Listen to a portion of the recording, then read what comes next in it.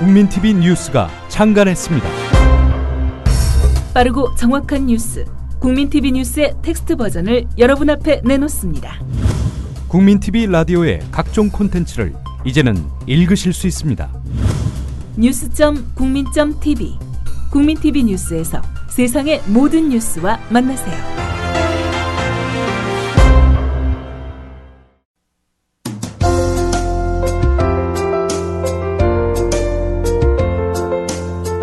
정직한 관찰, 따뜻한 대화, 국민TV 라디오의 서영석의 타임라인을 듣고 계십니다.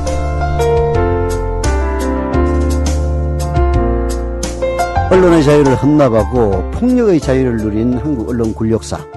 과거 완료였어야 할 텐데 불행히도 현재 진행형입니다.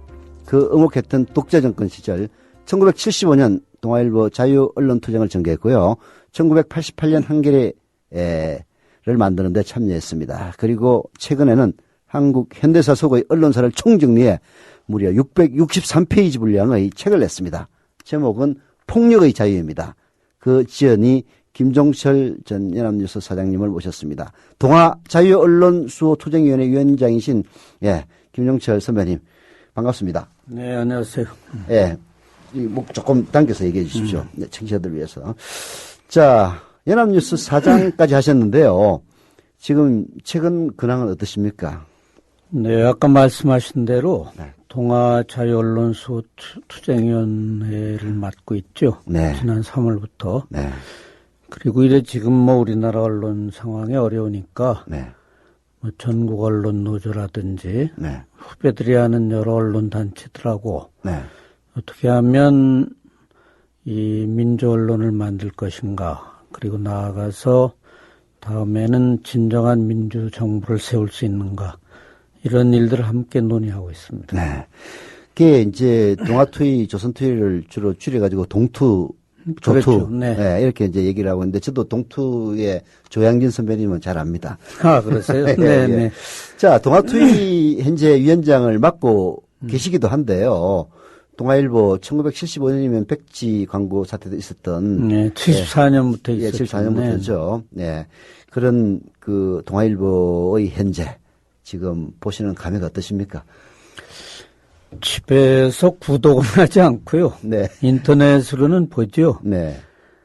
참 딱하죠. 네. 그래서 동아일보 보면 뭐 종편까지 같이 하는데 저희가 1974년 10월 24일에 이제 자유 언론 실천 선언을 발표했죠. 네네.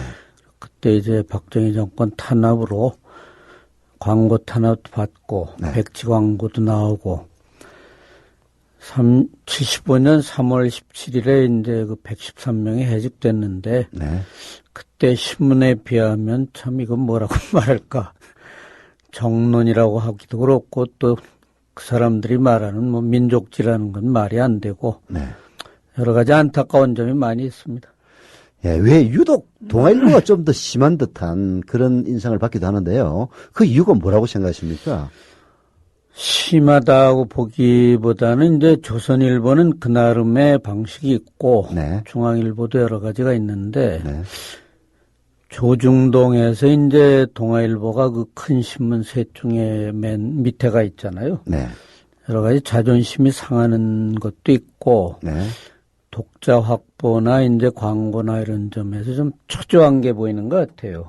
그러니까 무리한 것도 있고 게다가 이 종편은 뭐 누가 그 제동을 걸 수 없는 식으로 막 비탈을 굴러나가고 그러니까 제일 큰 말썽이 동아일보하고 종편에서 지금 많이 터지지 않나 그렇게 생각을 합니다. 네. 사실 74년도에 제가 고등학교 3학년이었는데. 아, 그랬나요?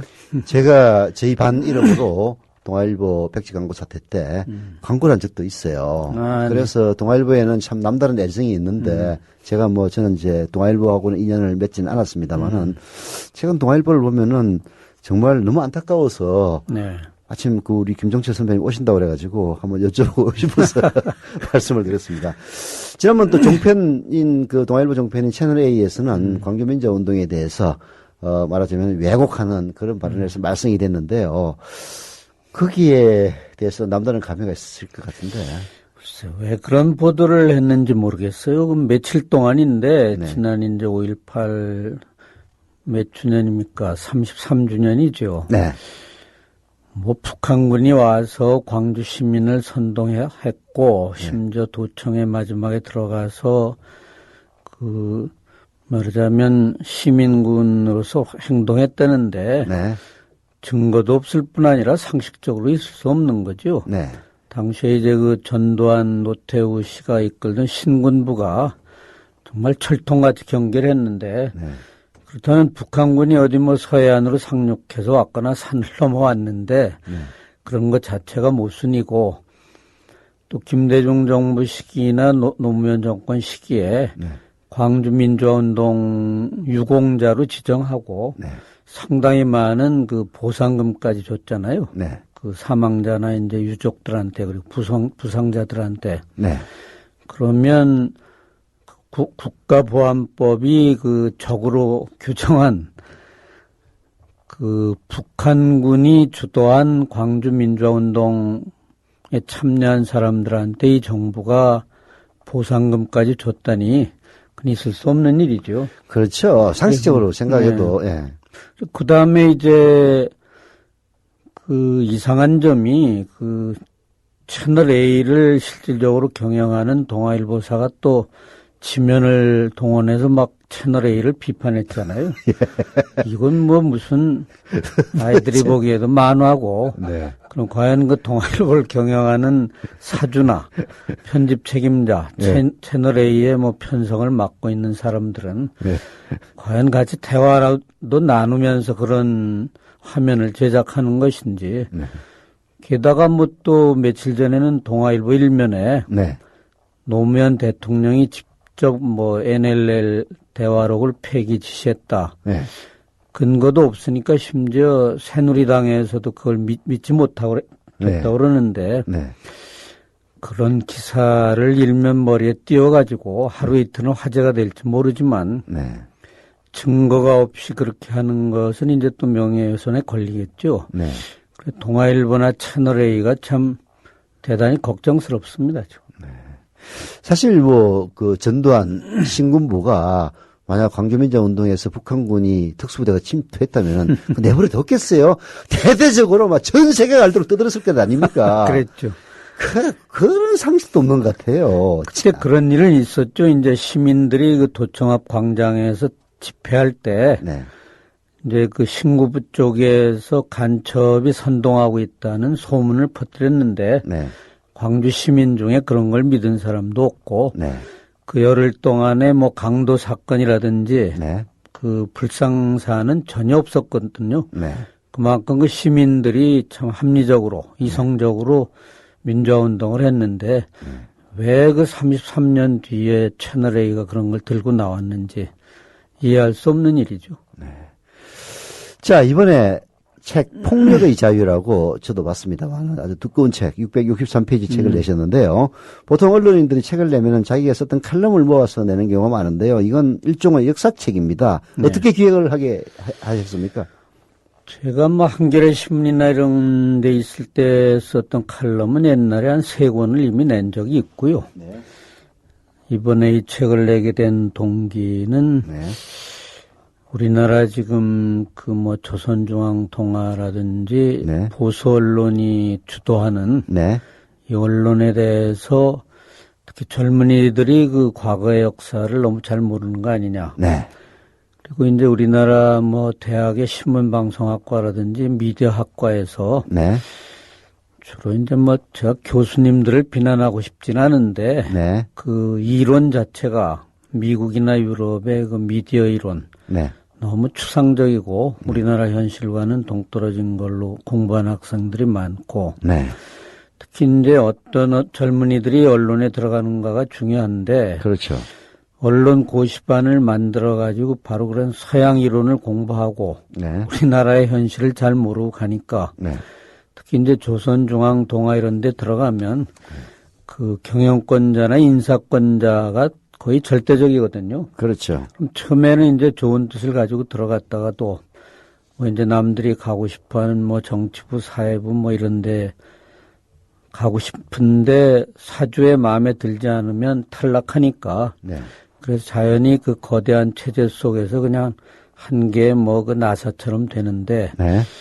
그런 젊은이들이 좀 일제강점기 이래 조선 동아가 어떻게 해왔는지, 네. 그 해방공간, 네. 6.25, 네. 그 뒤에 뭐 이승만 정권, 4.5혁명, 박정희, 특히 네. 오늘날의 이명박 박근혜 정권까지 우리나라의 언론이 그 자유 언론이 아니라 네. 특히 공공의 적이 됐다는 비난을 받을 정도로 네. 이렇게 거대한 폭력 언론이 돼버렸는데 네. 이런 것을 좀 정리해서 알릴 필요가 있겠다. 그래서 책을 내게 됐습니다. 예, 아주 정말 많은 젊은이들이 읽어야 될 필독서라는 그런 인상이 많이 듭니다. 목차를 쭉 저도 봤는데요. 그냥 통사적으로 신문의 창간이 어떻고 발전은 어떻고 성장 이런 식의 얘기가 아니라 말하자면은 언론의 운동, 언론 투쟁사라고 볼 수 있는데요. 방금도 그런 말씀을 하셨습니다만은 우리 언론의 역사라는 거는 따지고 보면은 좌절과 예 그런 역사가 아닌가 하는 생각이 드는데요. 한국 언론사를 좀 쭉 한번 총평해 주시죠. 지금 그 서영석 위원 말씀하셨듯이 우리나라 언론사를 쓴 사람들은 많죠. 네. 뭐 저도 그분들이 쓴 것을 참고해서 이제 이 책을 썼는데 네. 특히 이제 진보적인 언론사도 몇 건 있습니다. 네. 언론인들. 근데 개인이 쓴 것은 뭐 두서 권인데 이제 여러 명이 모아서 쓴 게 있는데 말하자면 그 어떤 방향은 일치되지만 네. 말하자면 그 일관적으로 특히 노무현 정권 이후에 대해서 언급한 책은 거의 없거든요. 네. 제일 중요한 건 그 노무현 정부 시절에 조중동이 네. 특히 노무현 대통령을 거의 뭐 인격을 파탄으로 몰아붙이고 네. 마지막에는 참여정부를 이제 무너뜨리다시피 했고 네. 또 죽음으로 몰아갔는데 네. 그런 과정을 다룬 책도 없고 네. 특히 이명박 정부 들어 뭐 4대강이라든지 천안함이라든지 네. 거의 나라를 이제 쑥대밭을 만들었는데 그 과정에서 특히 방송들이 했던 일에 대한 기록이 아직 정리가 안 됐거든요. 그렇죠. KBS, MBC, YTN. 네. 그 이후에 이제 뭐 연합뉴스, 국민일보, 부산일보. 네. 그래, 오늘 이 시점까지 좀 정리하는 게 필요하겠다. 네. 그 중에 뭐 책을 보시면 아시겠지만 제가 이제 1957년에 중학교에 들어가서 네. 60년에 고등학교 1학년 때 4월 혁명을 맞이했는데 네. 그런 개인적인 경험도 좀 적고 네. 특히 이제 동아일보 다닐 때 네. 그 민족지라고 그래서 들어가 봤더니 나중에 뭐 인천 김성수라는 사람이 엄청난 친일파였다. 네. 이런 것도 알게 되고 네. 이런 한겨레 창간에 참여하고 이제 거기에 썼던 뭐 칼럼들, 사설 네. 이런 거를 정리하는 식으로 책을 내다 보니까 네. 좀 저 혼자 생각한 독자적인 책이 되지 않았나 그렇게 생각을 합니다. 네. 그 책에 따라서 한번 이제 역사적으로 한번 짚어보겠는데요. 일제강점기 네. 문화정책으로 인해서 이른바 민족지라 같이 하는 조선동아의 창간이 가능했었는데요. 뭐 이런 얘기들은 뭐 역사적으로는 이미 그 판결이 난 그런 것이기도 합니다만은 스스로는 아니라고 하고 있는데요. 과연 조선동아가 민족지 맞느냐? 이 부분에 대해서도 한번 우리 젊은이들에게 설명 좀 해주시죠. 조선일보는 1920년 3월 5일에 창간됐죠. 네. 당시 이제 3.1운동 뒤에 문화정책. 지하신문이 폭발했거든요. 네. 그러니까 일제가 이것을 방관해서는 제2의 3.1운동이 나겠다. 네. 그 문화정책, 말하자면 무단정치에서 문화정치로 방향을 바꾸면서 네. 이름만 바꾸는 오히려 더 교활한 정책이죠. 그렇죠. 민간지를 허가한다. 그래 이제 3개를 허가했는데 3월 5일 날 조선일보가 창간됐죠. 네. 근데 그거는 분명히 이제 친일파가 만든 겁니다. 그 대정 친목회라고. 네. 예종석이라는 그 이름난 친일파가 그 발행인이 됐고, 네. 동아일보는 국민신문을 주장했죠. 네. 인천 김성수를 비롯해서 뭐 송진우 이런 분들이. 네. 근데 처음에는 뭐 그렇게 민족지를 자처했는데 네. 그 행적이 오히려 조선일보보다 더 먼저 친일에 가까운 걸 보이기 시작했고 네. 뭐 그때 시사신문이라고 이제 그건 별 존재가 없었고 네. 금방 없어졌고요. 네. 그렇게 됐죠. 네. 그 이후에 요즘도 3월 5일에 이제 조선일보 창간 기념일이 오고 4월 1일에 동아일보 창간 기념일이 오면 네. 서로 그 최고의 민족지라고 자랑을 하는데 뭐 이 책에 나타나 있지만 그건 이제 수천 가지의 자료를 보면은 네. 민족지가 아니었고 오히려 친일 신문이었다는 건 드러나는 거죠. 네. 자기들이 친일이었기 때문에 오히려 민족지라고 그렇게 포장하는 것이 아니냐 하는 그런 느낌도 듭니다. 자, 이승만 정권 때 인천 김성수는 초기에 협력자였다가 훗날 대립각을 세우는 반대대가 됐지 않았습니까? 그래서 동아일보 논조가 인천의 행보와도 닮았다. 이런 평가가 이 책에 녹아 있는 것 같습니다. 네. 처음에 이제 8.15가 돼가지고 이승만 씨가 귀국을 했죠. 네. 근데 이승만이라는 사람은 국내 정치 기반이 전혀 없었어요. 그렇죠. 하와이나 이제 미국에서 운동을 하고 잠깐 상해 임시정부에 가서 뭐 대통령을 맡았는데 네. 별로 신임이 없었고 네. 지난번에 이제 그 민족문제연구소에서 나온 그 다큐멘터리 100년 전쟁에 나오듯이 뭐 네. 그것도 이제 조중동이 지금 뭐 용단 폭격을 하듯이 공격을 했습니다만 네. 여러 가지 사생활이나 네. 이 신뢰 문제가 있는 사람이었고 특히 금전관계도 좀 복잡했습니다. 그래서 그러나 미국은 일단 이 한국이 정부를 수립할 때는 이승만이라는 사람을 그 대통령으로 은밀하게 이제 내정한 사람들도 있었지만 네. 그러나 이제 그 사람이 오니까 한민당은 재빨리 그 정당을 만들었거든요. 네. 김성수, 뭐 송진호 아까 말한 뭐 조병옥 이런 사람들이. 근데 다 친일 경력이 있었죠. 그렇죠. 그러나 그 사람들은 동아일보라는 그 거대한 매체를 운영해 본 적도 있고, 네. 특히 김성수 일가는 호남의 대주주로서 재빨리 일제강점기에 산업화해가지고 네. 병성방직도 가지고 있고, 요즘 말하면 초기의 재벌 가운데 하나였죠. 네.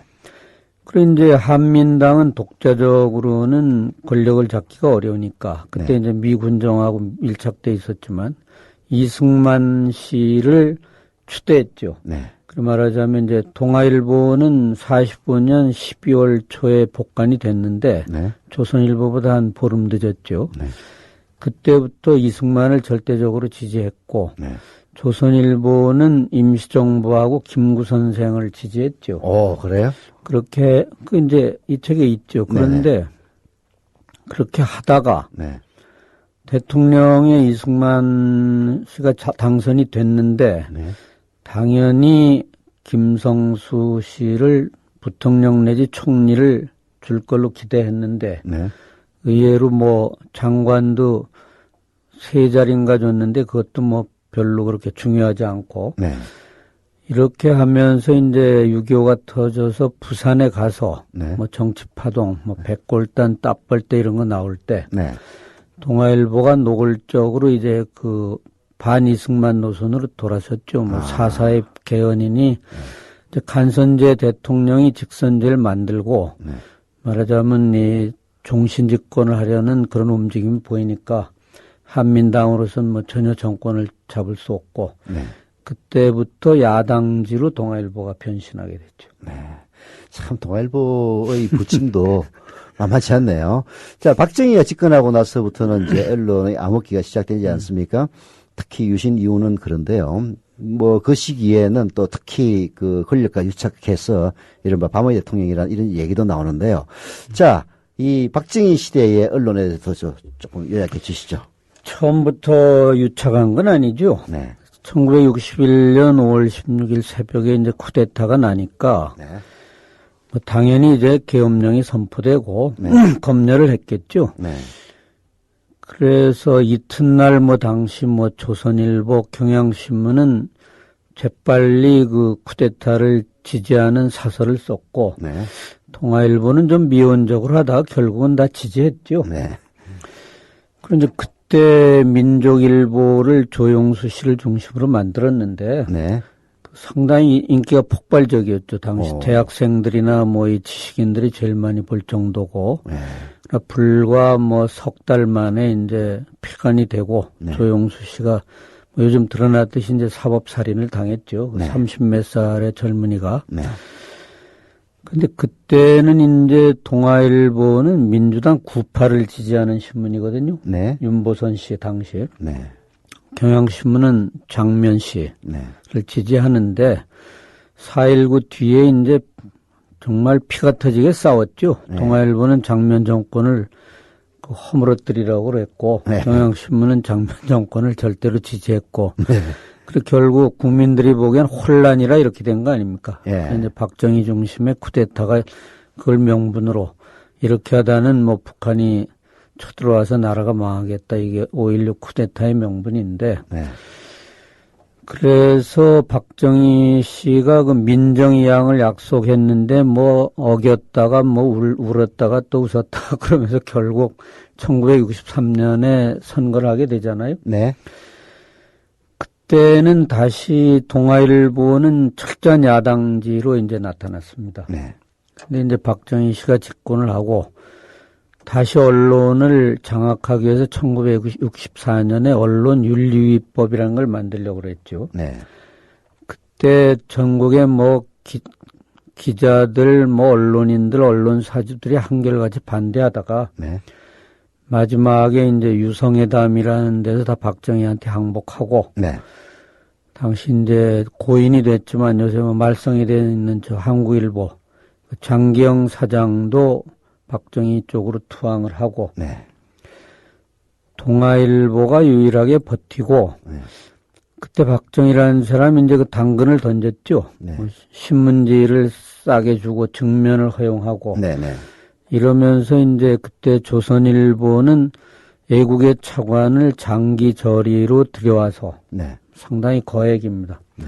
그래서 이제 여러 가지 신문도 확장하고 바로 신문사 옆에다 그 코리아나 호텔이라는 걸 만들어가지고. 네, 그때 그 산물이네요. 그렇죠. 네. 신문사가 호텔을 경영하면서 1965년에 이제 한일협정이 타결되고 일본 관광객들이 몰려올 때 바로 그 호텔이 매춘 관광자들을 수용하는 이런 웃지 못할 일이 벌어진 거죠. 예. 자, 잠깐 간추리 뉴스 듣고 다시 얘기 계속하겠습니다. 네, 그러시죠. 국민TV 라디오를 지지해주시는 방법. 팟빵 홈페이지에서 총 4가지를 클릭해주세요. 다운로드하기, 별점 주기, 구독하기, 댓글 달기. 기억하셨죠? 다운로드하기, 별점 주기, 구독하기, 댓글 달기. 더 좋은 방송을 위한 최고의 응원. 다운로드하기, 별점 주기, 구독하기, 댓글 달기.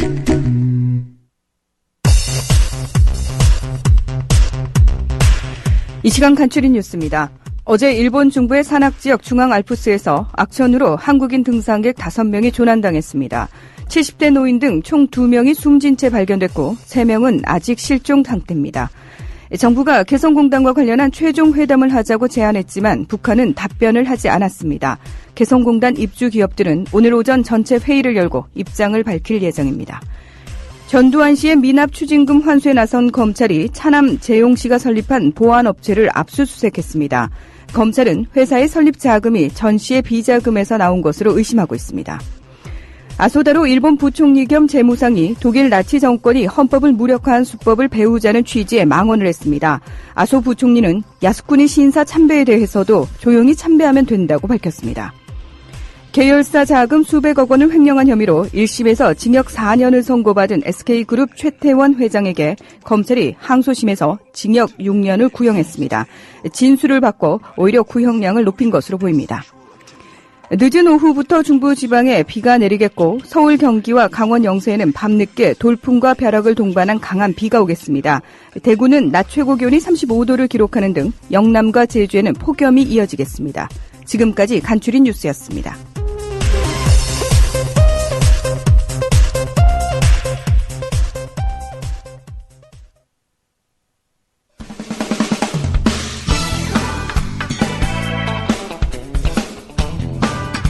국민TV 라디오 시사 프로그램 서영석의 타임라인을 듣고 계십니다.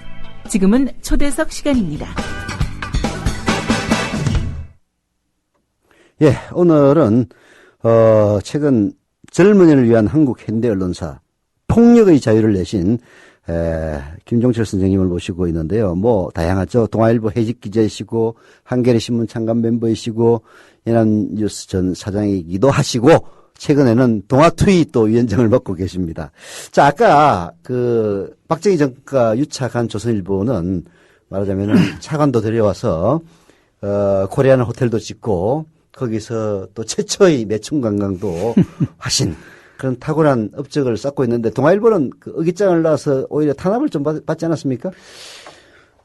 뭐 그렇게 적극적으로 맞서진 않았는데요. 네. 동아일보는 지켰죠. 네. 그런데 이제 1967년인가요? 그 뒤인가 신동아 차관 사건이라는 게 있었죠. 네. 이제 박정희 정권이 뭐 조국 근대화 민족 중흥 이렇게 주장하면서 네. 외국 차관을 무차별로 들여왔잖아요. 네. 그리고 뭐 언론인들한테도 막 나눠주고 네.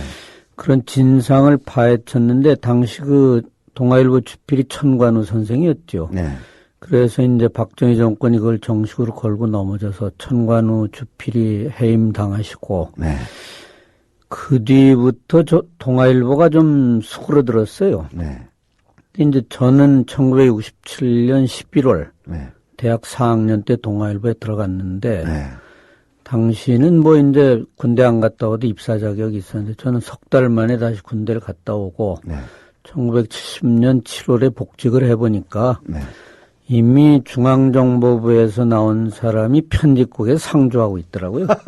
예. 기관원이라는 이름으로. 기관원이었죠. 예. 뭐 정치부 데스크 옆에 있고 주로 이제 신문 마감 시간에는 편집부 옆에서 뭐 이건 뺐으면 좋겠다, 넣으면 좋겠다. 네. 그때는 이미 삼선 개헌이 끝났거든요. 네. 그래서 1971년에 박정희 대 김대중의 이제 선거가 준비되고 있었는데 네. 삼선 개헌 전부터 벌써 그 정보기관원들이 언론사에 상주하기 시작했던 거죠. 네. 제가 70년 여름에 복직해 보니까 동아일보도 이미 뭐 제대로 신문을 만들지 못하고 네. 독립언론이나 자유언론이라는 말할 수 없는 그런 상태에 빠져 있더라고요. 네. 기관원들이 정치부 편집부 데스크에서 이거 빼라 할 정도면은 그건 뭐 언론이라기보다는 홍보지라고 봐야 되지 않습니까? 요새는 더 교묘하게 그게 진행되는데 네. 그때는 그래도 초창기라 그런지 네. 말하자면 노골적으로 그런 언론 탄압을 했는데 네. 얼마 전에 보니까 뭐 지금 뭐 국정원이나 어디서 또 기관 출입을 다 하고 네. 오히려 외곽에서 뭐 그때와는 비교할 수 없이 한다는데 네. 우리나라 역사에서 이런 것만 진화하는 게 이게 참 문제입니다. 그렇죠.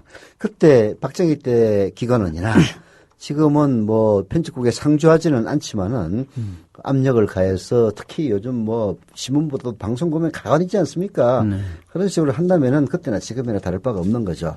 자, 그렇게 하다 보니까요. 결국은 전두환 시대가 다시 또 떠오르지 않을 수가 없는데 저도 전두환 시대 때 기자 생활을 시작했습니다만은 그때 그 언론 장악 그 현실 또 설명 좀 해 주시죠. 젊은이들을 위한 지금 강의 시간입니다. 네, 1980년에는 이제 저희는 뭐 거리의 언론인이었죠. 직업도 없고. 네. 그리고 이제 1980년에 서울에 봄이 오니까 네.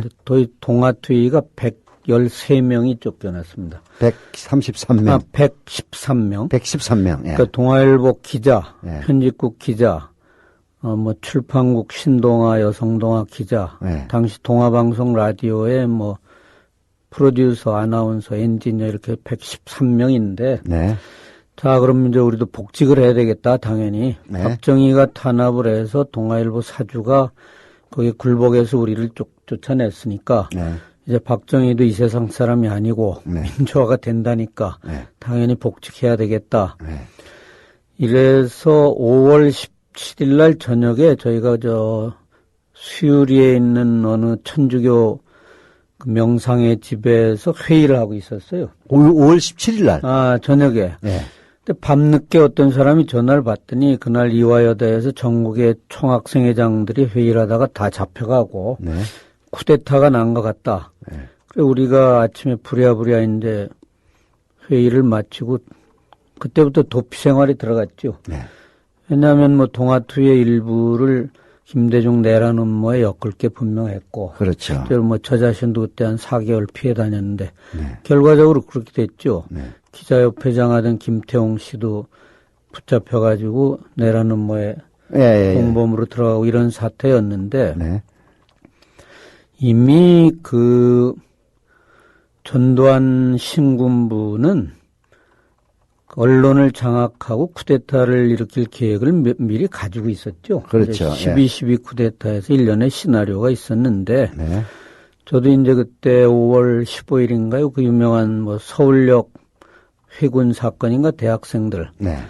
이미 뭐 그때 보도 지침이 다 내려왔고, 네. 심지어 이제 하도 안보가 위험하다 그러니까 대학생들이 네.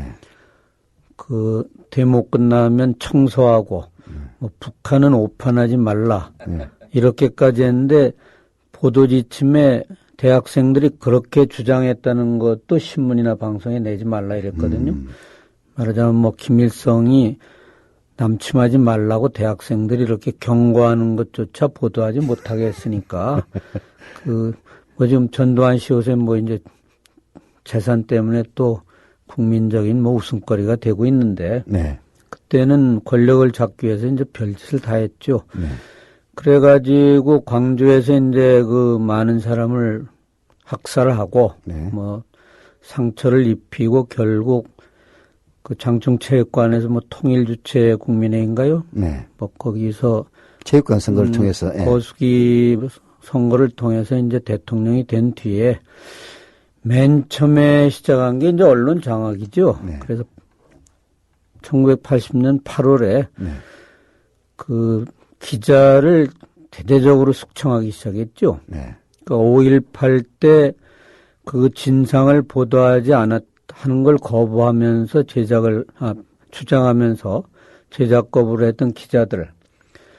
거기에 이제 그때 지침을 내려보냈죠. 네. 전두환 정권이.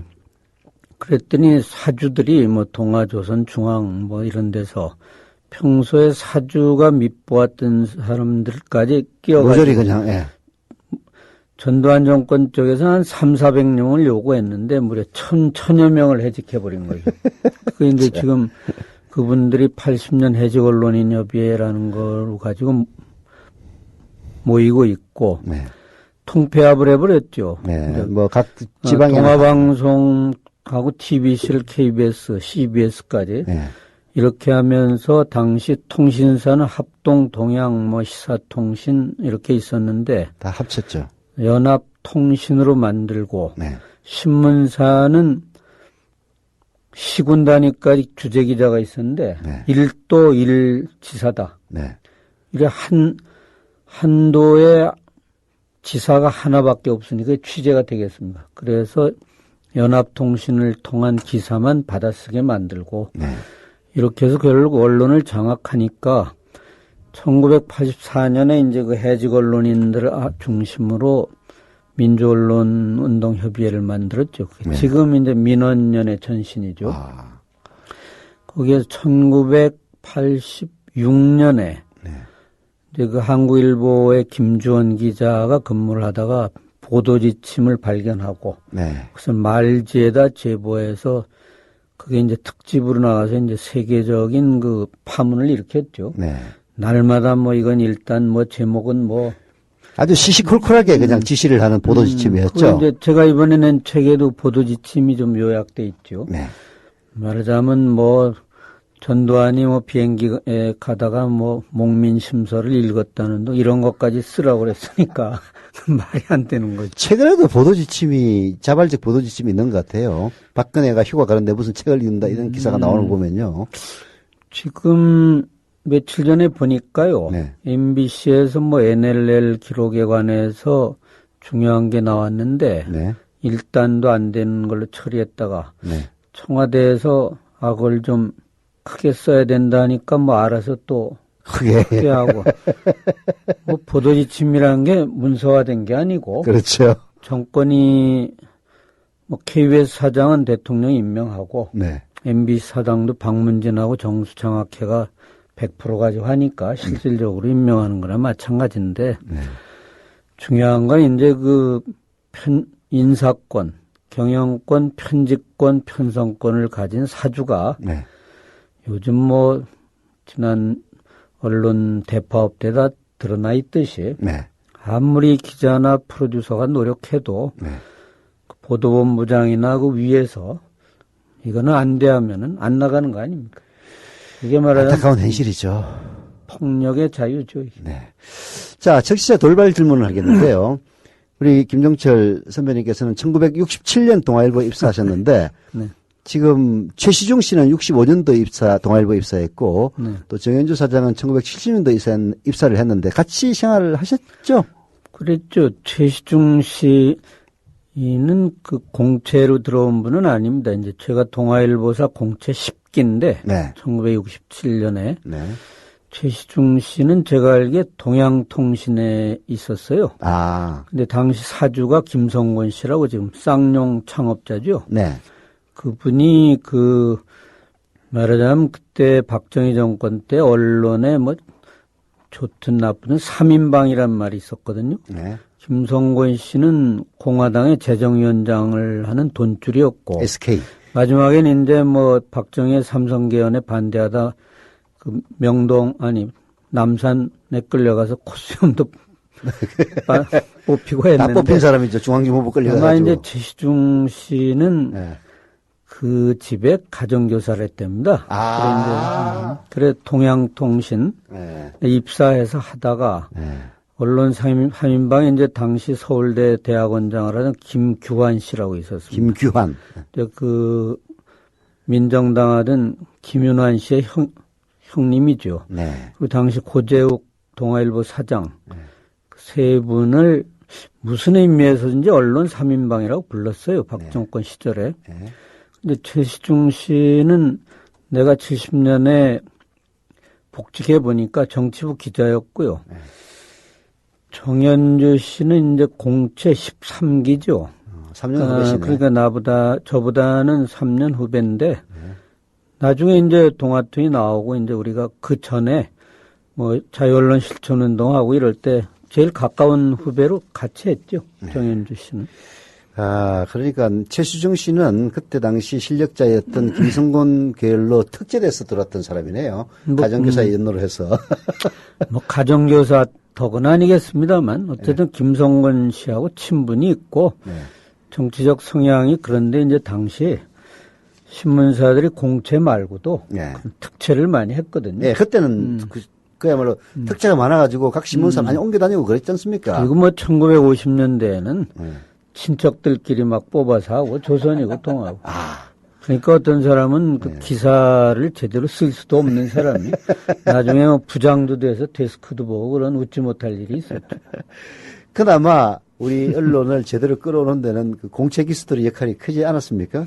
특히 동아일보에서 이제 1974년 긴급조치 1호가 발동이 된 상태에서 저희가 노동조합을 만들었거든요. 네.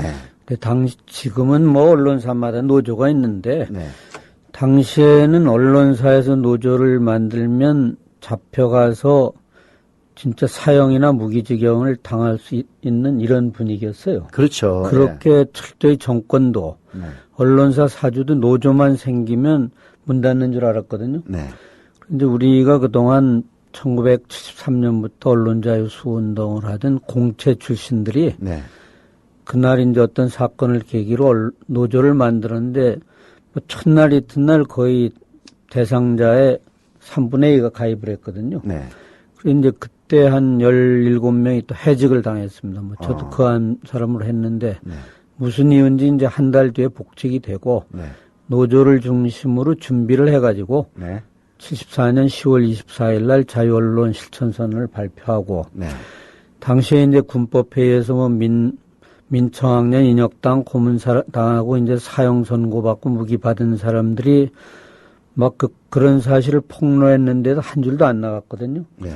이제 동아일보 기자, 뭐 아나운서, PD들이 해서 결국 그게 보도되면서 백지 광고로 발전하고 박정희 씨가 그걸 최대의 도전으로 본 거죠. 이러다 유신 체제가 무너지겠다. 네. 1975년 3월 17일 날 뭐 이제 진실과 화해를 위한 위원회에서 다 조사해서 결정이 난 건데 네. 박 정권이 동아일보 김상만 사장한테 압력을 가해서 이 사람들을 해고하라. 네. 그래서 결국 저희가 폭력배한테 밀려나서 해고당하고 그 다음에 이제 긴급조치 구호 시대에는 75년부터 1979년 10월 26일 날 박정희라는 사람이 이제 김재규 중앙정보부제 총에 맞아서 세상을 떠날 때까지 완전한 암흑기가 왔고 네. 그래서 1980년 서울의 봄에 네. 저희가 저희가 이제 복직을 기대했는데 또 다시 이제 다시 좌절되고 거. 오늘날까지도 동아일보로 못 들어가고 있는 거죠. 네. 참 우리 김영철 선생님의 삶이 그야말로 한국 언론사에 그 질곡이 그대로 담겨 있는 것 같습니다. 자, 김대중 노무현 시대의 10년 언론은 그야말로 또 새로운 언론 자유의 신기원을 열었는데요. 그리고 이어지는 이명박 정권 5년은 정말 대비되지 않았습니까? 이런 기간 동안의 언론의 그 부침에 대해서도 한 말씀 해주시죠. 제가 이 책에다 썼는데요. 네. 김대중 정권이 이제 최초의 평화적 정권 교체를 했는데 네. 말하자면 제 책에다는 이제 유화적 언론 정책이라고 썼거든요. 네.